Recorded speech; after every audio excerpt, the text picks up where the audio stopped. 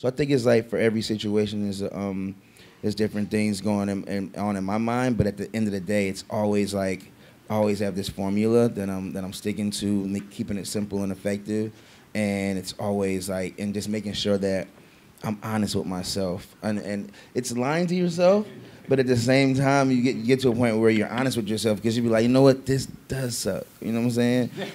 And as long as you're able to be honest with yourself, then you have room to grow and get better. I mean, the melodies throughout the whole album are still like soulful and R&B, but it's just dressed up differently, which goes back to the fact of as long as you have a strong melody and a concept, you could like dress it up and put any type of clothing on it. And real music will never die, no matter what. And you notice that no matter how big the hit is, you know, with electronically, like when it comes to big acts, when they hit the road, they got a band, and the band is playing those hits live. So music will never, it might not be as popular as it was before, but it will come back again, just like everything is in circles or cycles.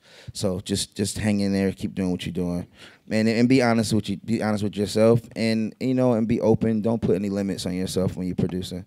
But I mean, for other things, and especially for artists, I mean, I've found that to be a great strategy of like figuring out where your lane is and doing a lot, rather than saying I'm going to write 4, you know, great songs. I'm only going to work on those 4 songs. But you know, giving yourself a chance to explore 10, 15 different ideas, and then really see what you walk away feeling really good about, and remembering.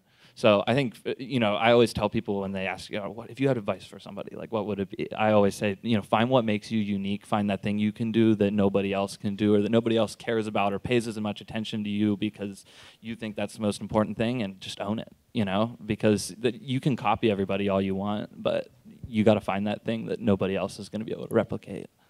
Pop music that we hear on the radio and stuff, like the people who make it, like we have like, I feel like personally that we have the least limitations than anyone making music. We can literally do anything. Like to me, there's no boundaries because anything goes, anything can pop up on the radio.